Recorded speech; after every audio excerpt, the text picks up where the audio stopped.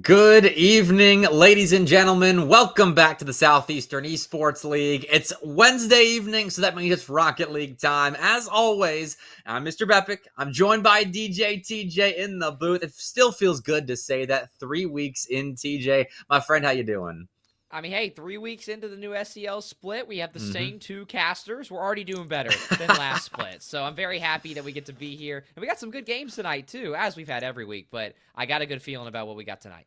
I know the lineup is very stacked when it comes down to series that in week 3 likely have strong implications in determining who is going to make it out of their groups. And we're starting off with UTK versus UCF Academy. Both teams are 2-2 right now. Both teams have just one comparable series in group play against KSUB, if you can even call that comparable. They both got 3-1 by Kennesaw State B. And then outside of that, we're really left kind of guessing as who's going to win this series. And the winner puts themselves in a prime spot to nab that 4 position here in Tier 2, Pool 3, TJ. Yeah, I want to be optimistic, and I want to say that 3 position could be achievable, but I have a good feeling that you got GMU and Louisiana and KSU Yeah. who are probably locks at this point. Obviously, UTK already lost to Louisiana. UCF lost to GMU. I would imagine it's going to go the same on the other side of that, vice versa. So, yeah, this is probably it right here, which I hate saying that this early into the season, but we chose these matchups for a reason. They have serious implications down the line. And I don't know if the players are going to be aware of that, but for their sakes, I hope they're not. I hope it's just a normal day in the office.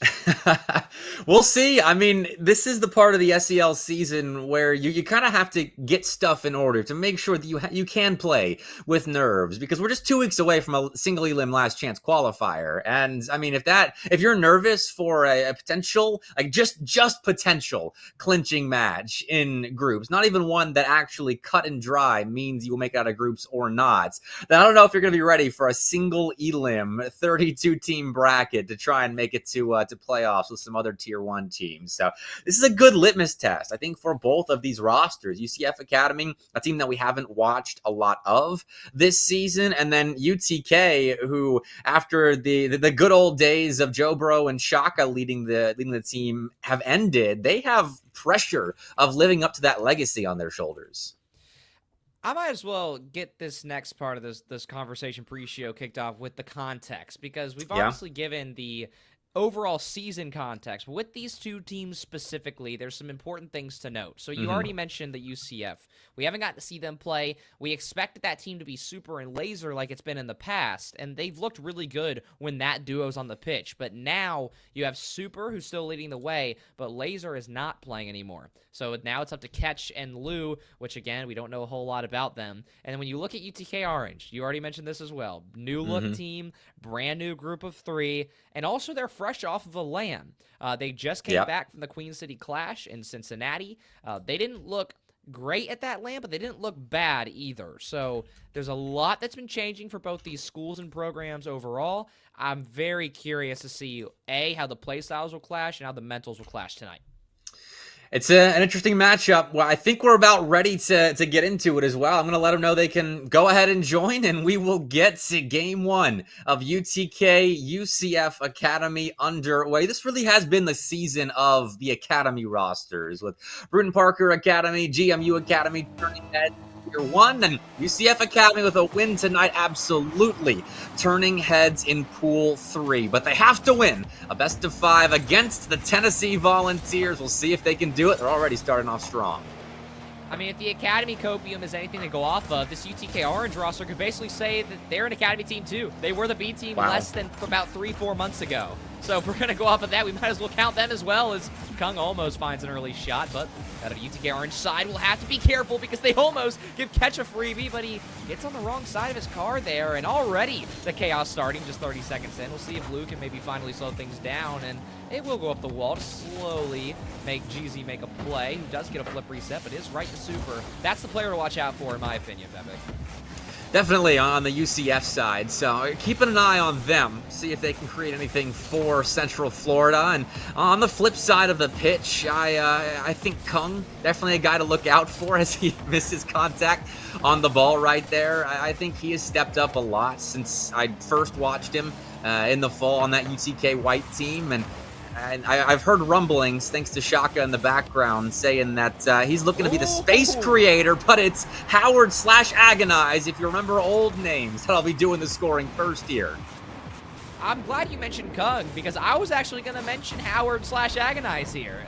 I don't know why we got a gamer tag change, but we'll go with Howard, I guess. Probably more fitting than Agonize anyways, but that's what I was going to talk about, is that in terms of raw experience, both on and off land, representing UTK at the highest level, I mean, just 2 years ago, it was Jobro, Shaka, and Howard on the same team, going around winning lands and starting off that UTK dominance back in the glory days, I guess. So I'm actually excited to see how he fits into this system. I do agree with you that we have heard some rumblings, and maybe Kung will be the one to lead the way, but maybe we got to tap in Merchant and Howard here. I'm not sure, but UCF on their back foot early, have to take another, or not another, but their first major reset of this series, as it is never easy to win a clutch and a very season-defying best-of-5, and especially when you start down early. Super's on the ball here, your player to watch, and doesn't get a ton of room to work with. A couple of orange cars in Super's face, but now one to beat. Super is forced to play into the corner, and UCF Academy have netted themselves some possession, but UTK have done well so far of finding good clears, and now a good opportunity to score, but the defense is back in the nick of time. Central Florida narrowly avoid conceding a second. Just about halfway through this first game, and it's been a lot of UTK. We'll see if Super can maybe try and flip that script, and Jeezy did have an open corner off of a Kung bump, but no major opportunity was found after, so now UCF, once again, they're trying to reset, but really struggling to find boost here and find numbers coming out of their half. We'll see if Super can maybe change that. It's going to be awkward sitting in front of their net, and Lou will get a little nice touch, not an air dribble or an exact dribble, and it's more of a 50 at that point, but it's not a major shot or goal.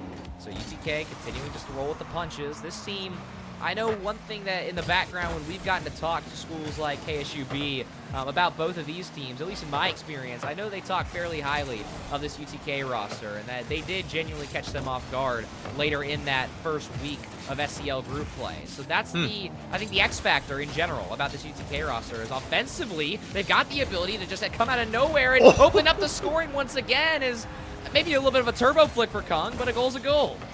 Hey, it works. You take a second goal with just about 100 seconds left right here, and we'll call it calculated. He flicks out in front of the ball and takes out the last player back. But UTK have been setting themselves up with those sort of positions throughout this game. They've been doing well to transition the ball into offense effectively, going straight at the UCF Academy net, and UCF hasn't had a ton of answers to that. They've made good blocks, but offensively, they haven't been able to turn stops in defense into really good opportunities in their offensive end. So going forward, they got 90 seconds to score a pair of goals, and Ketch has been, well, I thought bumped off the ball, but sticks with it. It's through the contact, and will now test the back line of Tennessee, who are floundering a bit as Super turns in UCF's first.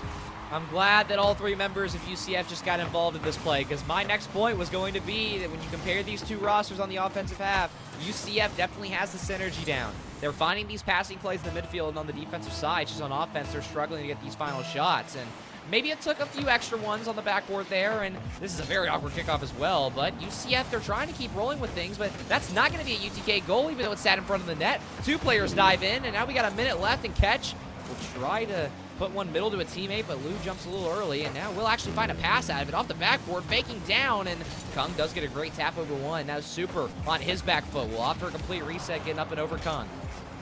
Super with room and a teammate kind of bumps that ball away from Ketch, but Ketch makes the most of it. Fakes the first man up for UTK, and now Super's trying to buy some time for UCF Academy to really get going. That ball's not on target, but Ketch quickly changes that, and a minute after Tennessee scored their second, their lead of 2 has turned into a tie ball game. I'm liking the touches from UTK, but that one's a tough one to lose. You get on the bottom side of it, you pinch that one up off the ceiling, and then at that point, it's a hard enough read with no boost, even with boost. I can't imagine, but Kung will be gifted one back after he accidentally gets that pinch on his own net. He'll turn around and find this. All right, take a kickoff goal as well. I mean, Kung had that ball laid at his feet, and there were no UCF Academy players left on the goal line. So a bit of a gift there of a go-ahead goal with about 30 seconds left, but That's one lead already thrown away by the Volunteers. We'll see if UCF can force them to toss another. Blue getting a little mechanical, a little mental with the play on the ceiling there, but it will be UTK possession for the time being. 20 seconds left. Howard will try to stall clock, or maybe even find one more. Blue's on their back foot. It's a miss from Jeezy, though. Now Kung by themselves. They're going to try and continue to stall out. Just 10 seconds left here, but UCF, no boost either. So they're going to have to try and get a lucky 50 or maybe a free ball like this one to Super. But again, he's got absolutely nothing. A stall touch from Jeezy. Kung's there to potentially end this game. Lou will miss it. Catch will keep it up. Super's in the area. He's got to watch out for Jeezy. Does get it around him. Howard's there, but Lou beats him. Now Super over to Catch. Maybe he can Catch find one. It's straight down. And UCF had a run, but it's stopped by the Volunteers. They really had to go with that 0-second play as well. They just kept finding teammates down the field, even without a whole lot of boost to work with. So nicely done. I'm glad that first game was close. I mean, when you're looking at a series between two 500 teams that are battling for the fourth spot, essentially, in their group, more than likely, I'm hoping for a close set here that goes down to the wire. But Tennessee did well. They didn't get shocked at all, it felt like, by losing that 2-goal lead that they had, recovered on the next kickoff, and then closed out the game nicely. And going forward, if they can claim leads and maybe not throw them, maybe they get that out of their system in game one, they should be all right.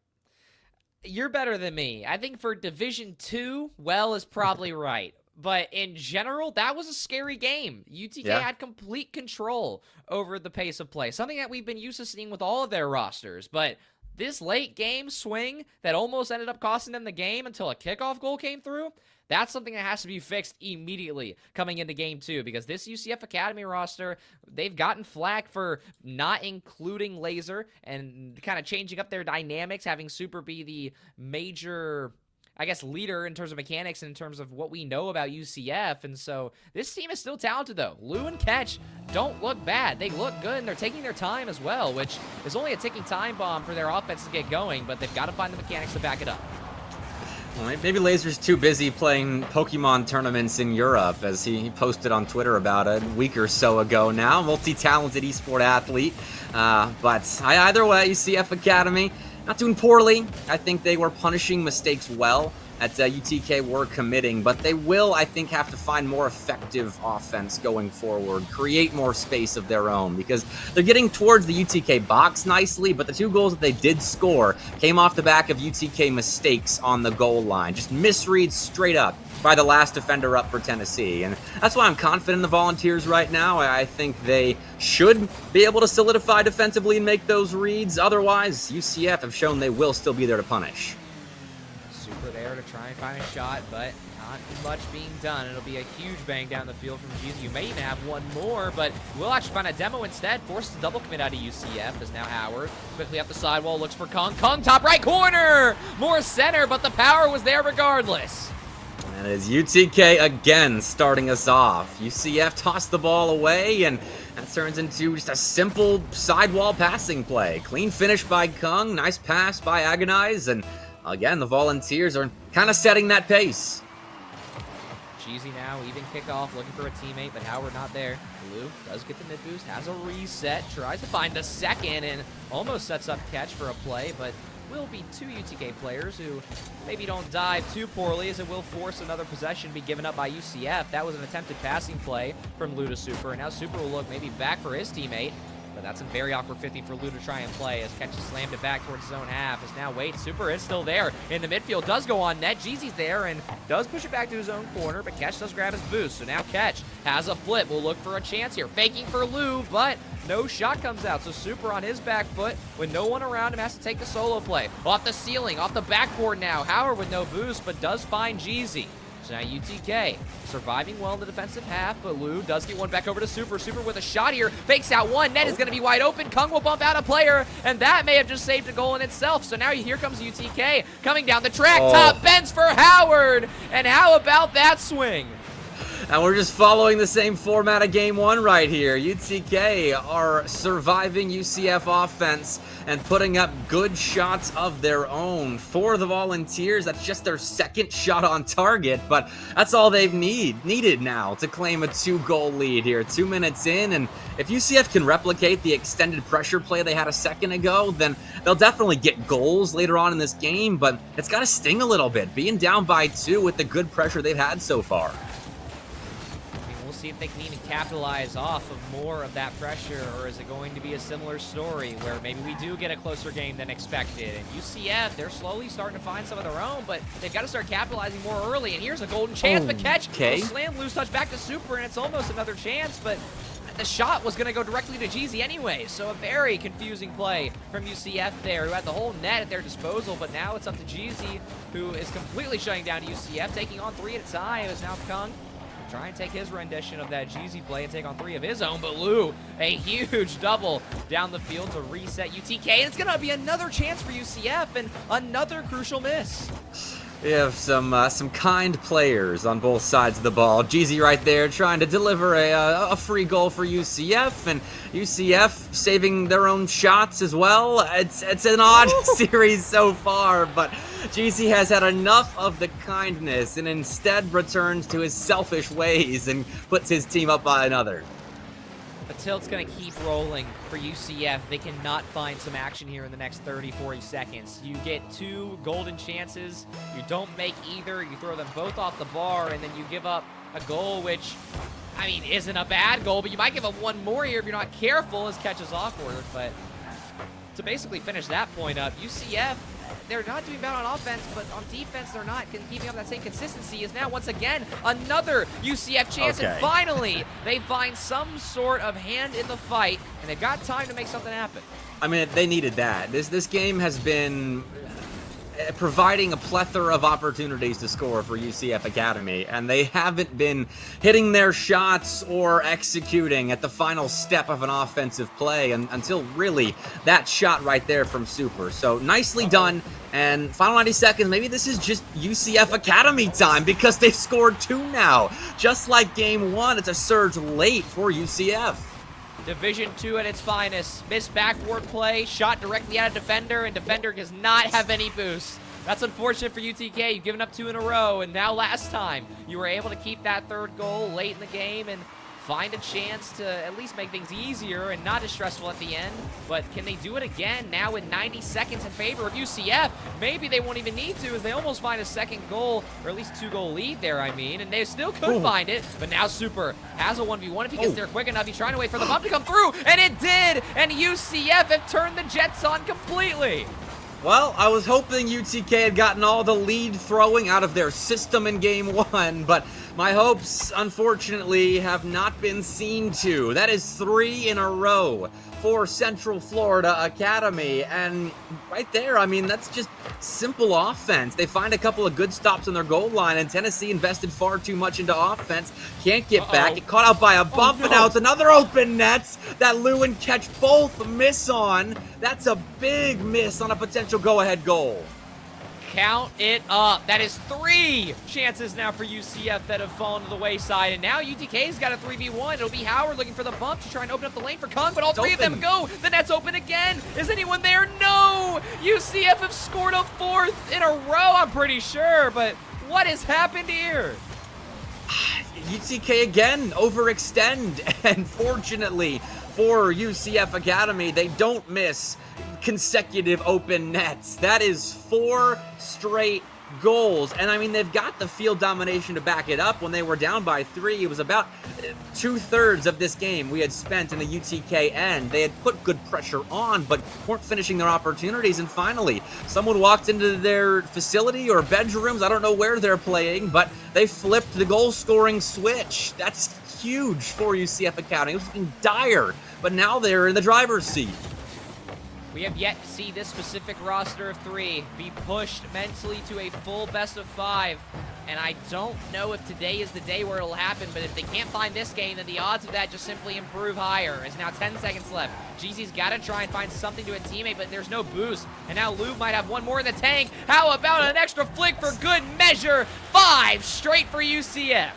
And Agonize commits for that ball with, I think, less than 10 boost in hand. That's aggressive. As the third man there for UTK, doesn't back off and play for a 0-second goal. Instead, tries to make the possession-saving play right then and there, and it doesn't pan out. It puts game 2 away, and we'll look for one more to look into game 3 with, but this series has been tied. UCF Academy, that is some run. I mean, the UCF fans will make the argument that it should be 2-0 UCF, and the UTK fans can make the argument that it should be 2-0 them. Both arguments are viable. UCF looked really good in game 1 but couldn't finish, and then finally, it took a few extra open nets, but they do start finding those last chances and actually scoring them, and then for UTK, they get caught flat-footed 2 games in a row. I mean, that's what I was talking about in the intermission between last game and this one. UTK have to fix that. They cannot be throwing 2 goals at a time, let alone 5. And if that continues throughout this series, they're going to be in a world of hurt, but that has got to change. If it wasn't this past game, it's got to happen now.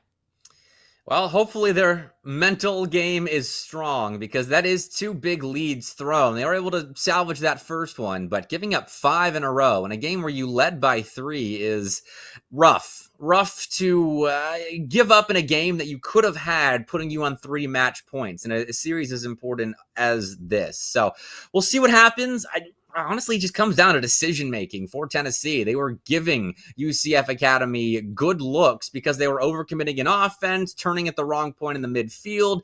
And if that continues, which it certainly could have as the pressure mounts, then they are in a spot of danger. We'll see if Central Florida has their shooting boots on moving to Driftwoods. Will win the original kickoff and will fall into Super's hands. Somebody who's kind of got the luxury of being quiet and letting Lou and Ketch do a lot of the offensive heavy lifting, as he was my player to watch out for, and maybe for a different reason than I thought. Controlled the back line well, at least well in the back half of games 1 and 2. We're not going to talk about the UCF defense in the first half of both those games, but you can say the same thing about UTK. You watch Kung, and in that last game, in a crucial tying goal, the ball was shot at his feet. Wasn't able to kick it up, so both lead players, both team captains struggling, and now it may be more about the supporting cast as Lou is going to find another. It's perfectly top left, and it's also an own goal. Well, that is the 3rd for Lou this series. That's actually matching Super's total, who scored 3 in the first 2 games. So UCF are distributing well. They're all shooting well now. After missing an open net in the last game, Lou puts that on frame nicely and forces Kung to make a mistake, made the defense panic. That's what happens when you put good shots on. Jeezy misses a double, and Agonize has his shot saved by Super, so no quick response for the Volunteers.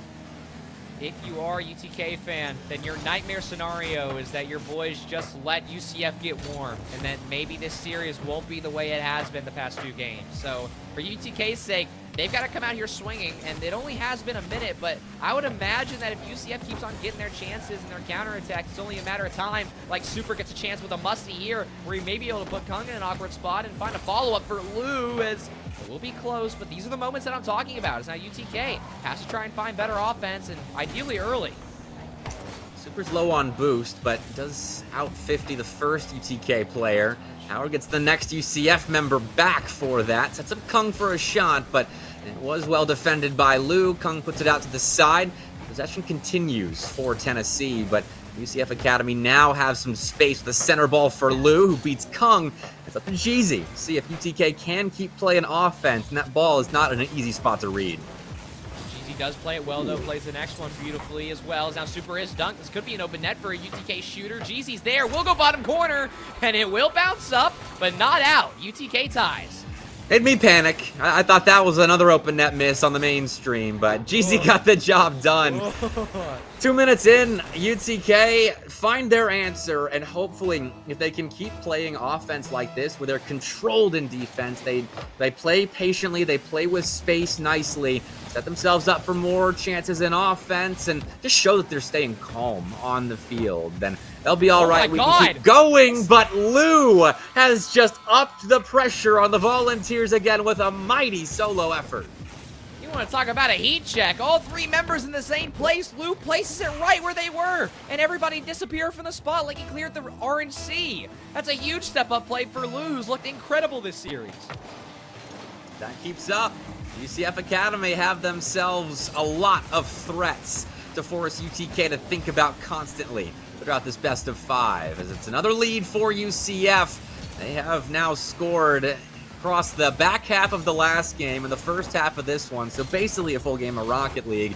They've outscored UTK 7-1, and that kind of run is a big one when you do consider the stakes of this series and how big a win here for both these teams would be in getting that potential last slot to the LCQ in Pool 3.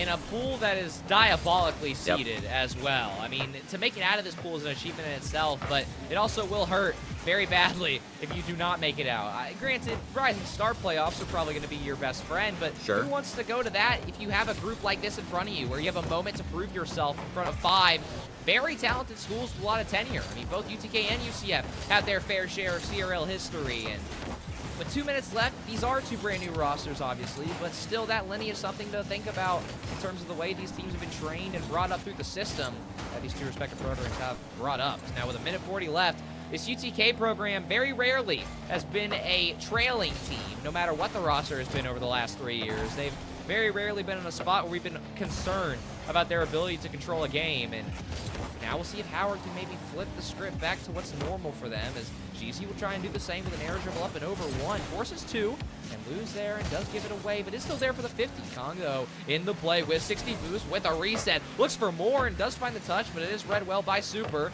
Just about a minute to go here. Howard will look for more, and it will go middle, and Super is bumped, but again, the UCF defense looks renewed. It looks like a brand new squad, as they are completely and utterly consistent and not concerned. That's a big clear. They will be rewarded for their strong performance on the goal line. And UTK, again, hiding from behind here. And I mean, you talk about the historical pedigree that UTK has commanded all time. Their win percentage is top 4 among teams that have played more than 1 semester in the SEL. And across their 8 now, that is seriously impressive. A plus 75% win percentage across all series. And now this is a big one. It's only a drop in the bucket relative to the many that they've played. Almost 100 all-time in the SEL, but this is one of the more important ones that they will get this season, and they've got a chance to tie us up late, but Super finds a stop. The post is involved as well, and with 10 seconds left, that had to go in. Oh my, and GZ tried to go to Howard, but Howard wasn't there, so now Lou to ice the game once and for all here over on the net. It's going to be a miss, but Howard does have Kong, or maybe himself. Someone's got to go. It's miscommunication, and it's a free play for a UCF defender, and wow, UCF have completely taken the reins here. Much different game win as well for UCF Academy. In game 2, they won off of, honestly, straight possession. They dominated the field domination stat, and here they won off of massive defense. UTK put 6 solid shots on target, but Super, especially on the back line for UCF Academy, was a brick wall, and the entire team as well did a great job of making stops, sometimes outside of their box before the shot registered, and then turning that into a little bit of pressure the other way that prevented Tennessee from continually playing on the UCF side. You have to talk about Lou as well, scoring both of UCF's goals this game in beautiful fashion as well. Obviously, that flip reset play will go somewhere in the UCF season highlight reel, and it came at a crucial moment in this series as well. Now UCF goes to match point with maybe even a season-clinching win that this could be. Granted, they still got to make it appear as that once they finish their season out, but there's a lot at stake, which we've already mentioned so many times, and UTK, maybe they are aware of that. Maybe too aware of that. They're playing hesitant. Their comms are lacking. They are slow. There's not a direct rotation being fulfilled by anybody right now. And Kung, who we thought was going to lead the offense, bottom of the team in the last game, which for those of you who know what that score statistic means, he's the least possessive player on the pitch that past game. And if UTK wants this system to work with him leading, it cannot be that way. It's got to change. Now up ahead, Kung was trying to bump Lou right there, maybe changing his first man objective, but doesn't connect with Lou. And UCF, after Agonize had his hand at a solo play, find a stop, break out, and now build up their real first offensive possession of the game. But it is short-lived. UTK send UCF packing. Howard off the side wall, beats a couple of defenders, but A good 50 was taken there by UCF Academy. So they play out to the corner, find themselves a clear, and once again look towards the offensive zone, but are finding no footing on the UTK side. Biggest thing for UTK, you got to start on defense and work it up from there, and then the opportunities will come to you, as they did in games 1 and 2. You've got to get back to that, and then you can worry about closing the series out. And as of right now, they seem to be playing slower, more controlled. That's a great bump as well. The net is open for Kung, but he can't get around it, and neither can Jeezy, and that is a good 50, but with only 0 boosts, only 1 touch, back to Kung is the option, but Kung does have room, potentially has a reset, may even get the dunk in an awkward interaction for catch, but a great play regardless, and a great 50, so UTK defense stepping up, but UCF keeping the same messaging going that they can keep it up with anybody from UTK, and all 3 members combined for a quick goal.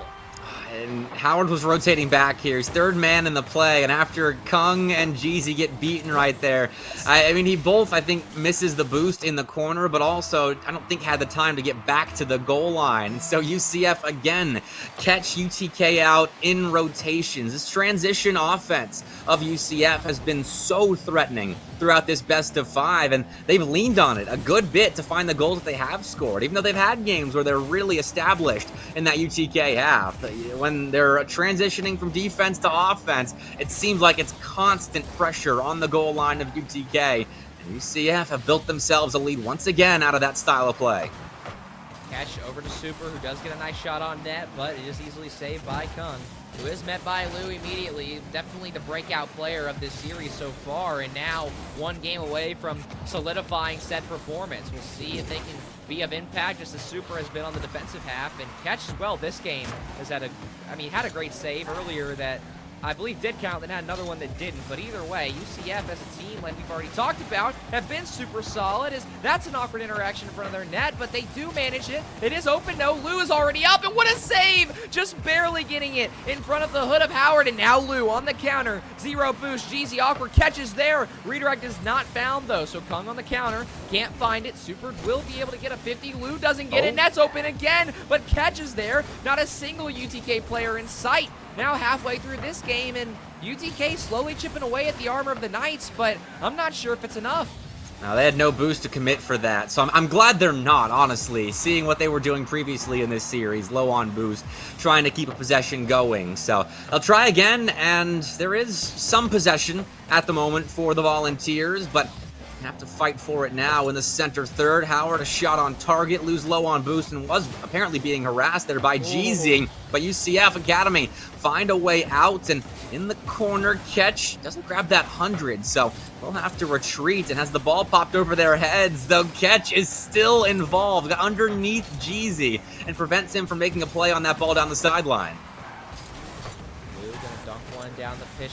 Howard is there to receive. UTK, as you mentioned, playing this slower midfield ball. It's working in their favor, but they still cannot find the actual offensive touches that they need to survive. As Kung, as I say that, might just open up a door, but instead it's a great touch from Catch, who really has controlled the midfield insanely well today. But can they do it again, as Howard will look to get up and over a few? Jeezy's got a net to shoot on, but Super reads it. Jumps stupid early for it, and will find it. Now Jeezy is bumped off the play. I'm not even sure who that was for UCF out of nowhere, but now Kung has a chance. It's too weak of a touch, though, and Lou had 0 boost. That shot had to be on net. Now 60 seconds left, and UTK does get the ball. Is there a passing play? It looks like yes. Howard's there, has a reset. Catch will hit this one away. Kung cannot receive, but Super can. Catch right here for the potential dagger top side. Kung will save. 40 seconds left, keeping UTK alive. That's a massive block. I thought for sure that was the insurance goal UCF Academy could secure Game 4 with, but Kung denied it. Now Howard breaks out, gets through one.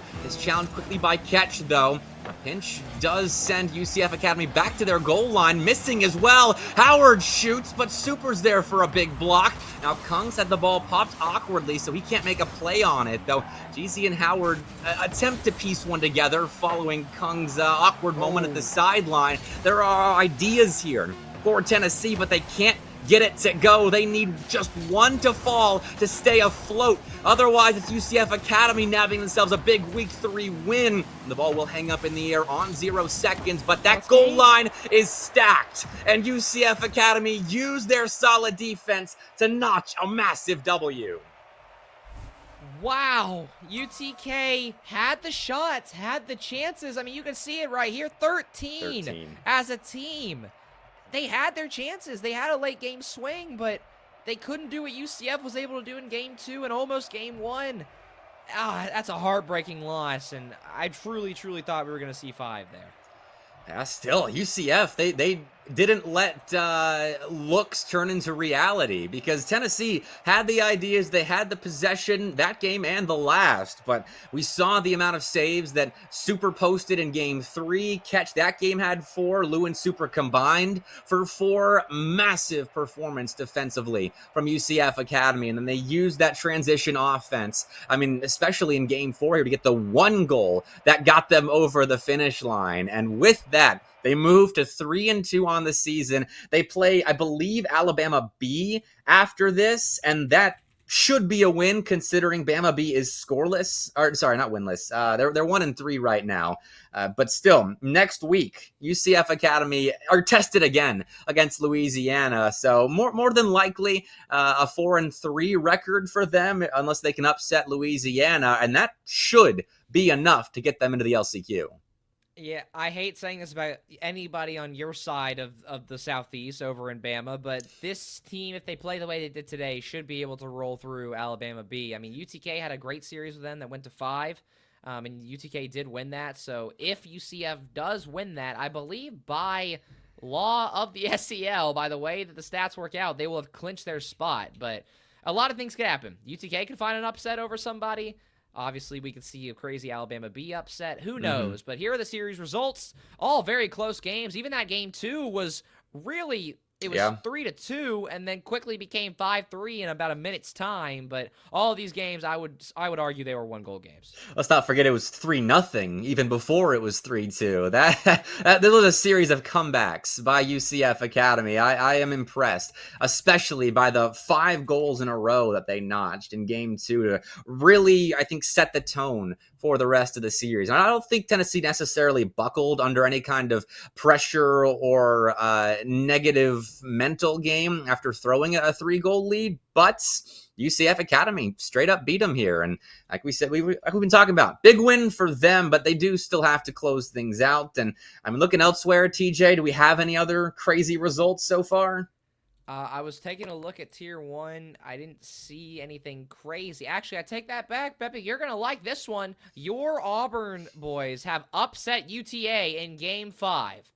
That is a huge shifting dynamic for that group. That's Tier 1 Pool 2, which we are going to cast in this next game. But, wow.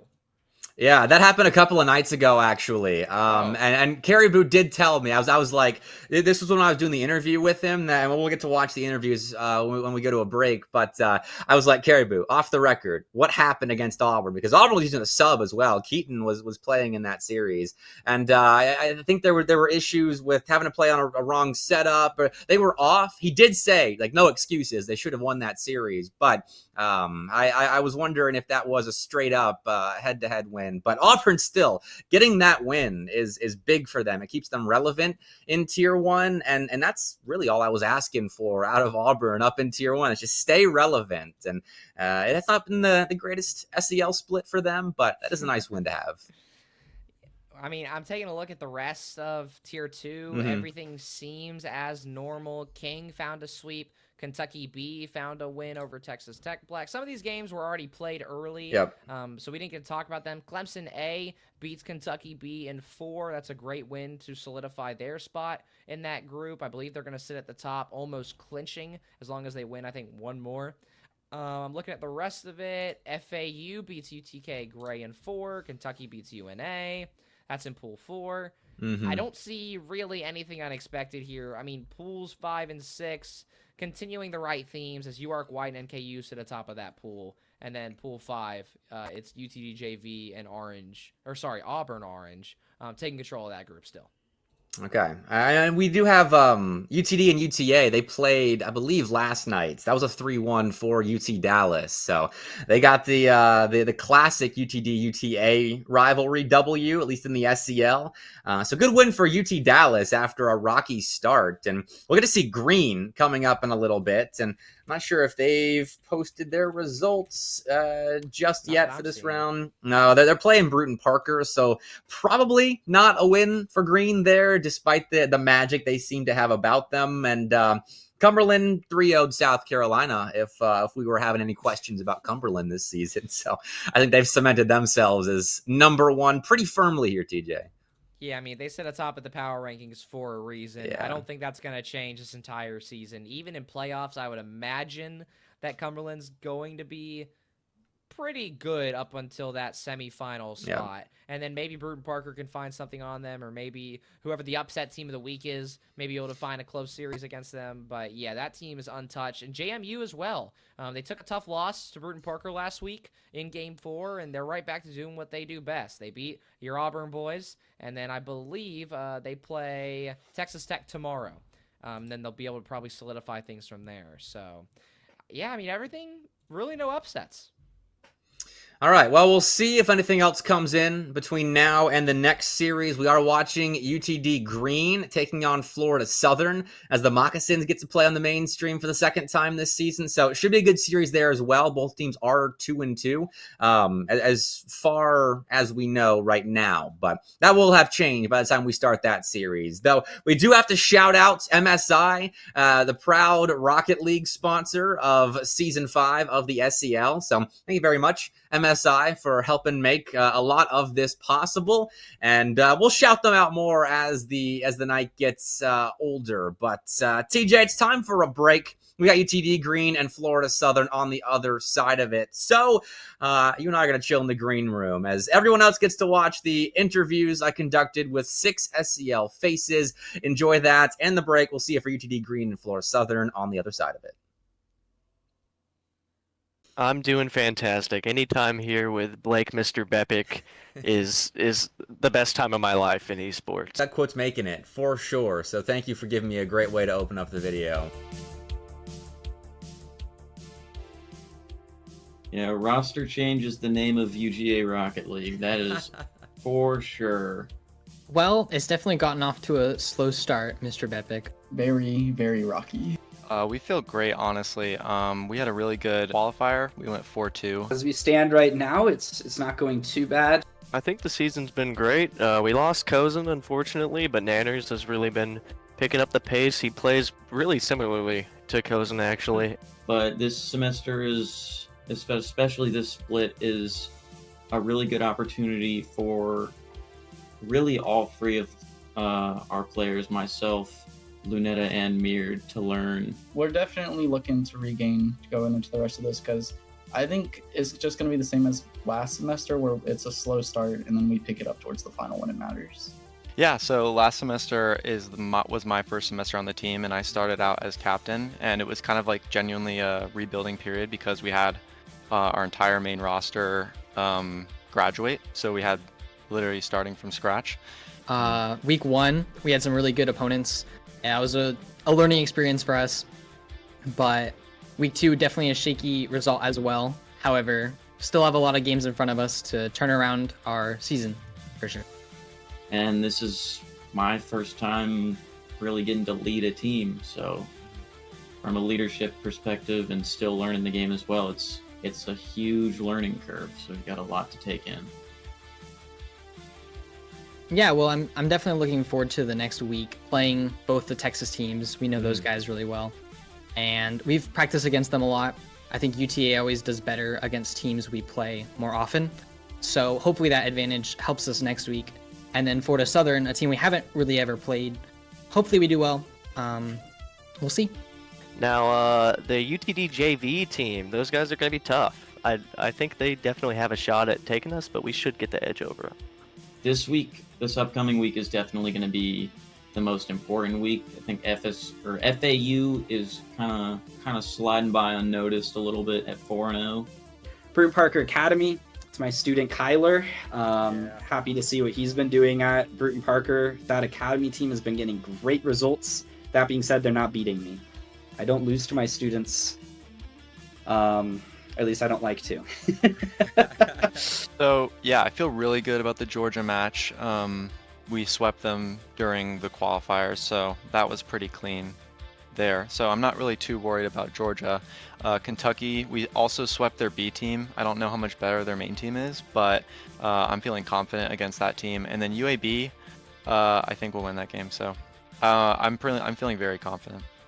I think 3 wins is definitely doable. I mean, the biggest thing is we keep shooting ourselves in the foot, giving teams goals a lot of the time, and that's, we put ourselves in a hole, and we're not quite at a point where we can dig ourselves all the way out yet. We can make it look like it was close, but it's always an uphill effort is what it seems like. Bruton Parker Academy, I mean, they're obviously a solid team. You know, Milk is a guy I've known for a while, but I still think we should get that done probably in 4, hopefully in 3, but most likely in 4. Florida, we just played against them and went to game 5 and lost. And Florida is a team that, like, if they're on, they're hard to beat just because in Bluegrass quals, they almost beat Fisher. If we can just play our game and force Florida to be awkward, we'll definitely beat them. ETSU is a little bit of an interesting story. Another one of my students, because the Drift is on that team. I always rate them pretty highly, but they have some interesting problems at the moment internally that they will need to work out. And if they work it out by the time we play them, it will be a difficult match that we believe we can win. And if they don't work it out by the time we play them, I think we're going to walk right through them. I don't see us losing to South Carolina. So I'm going to just go ahead and say a sweep on that. So hopefully we should finish up strong in all 3 and go to the playoffs. I think that there's some new teams that are at the top that are going to be very difficult for us to take down. Texas Dallas is great. James Madison got a huge upgrade getting Pigeon. Florida Southern is very solid. Ceiling, I think we could make grands. I don't know if we're beating Cumberland, just considering how strong of a team they are. Of course, Cumberland, if I didn't bring them up, probably get that CECC spot. If I were a betting man, I put money on that. And then, of course, there's Bruton Parker and their academy team, which are also very dominant. You know, our eyes are just focused on trying to make land right now. Well, we definitely, of course, want to qualify through the top half. I think that's our goal. Being about the top 8 team would be a decent result for us in the SEL. As far as our ceiling, on our day, I think we're one of the best teams in the league for sure.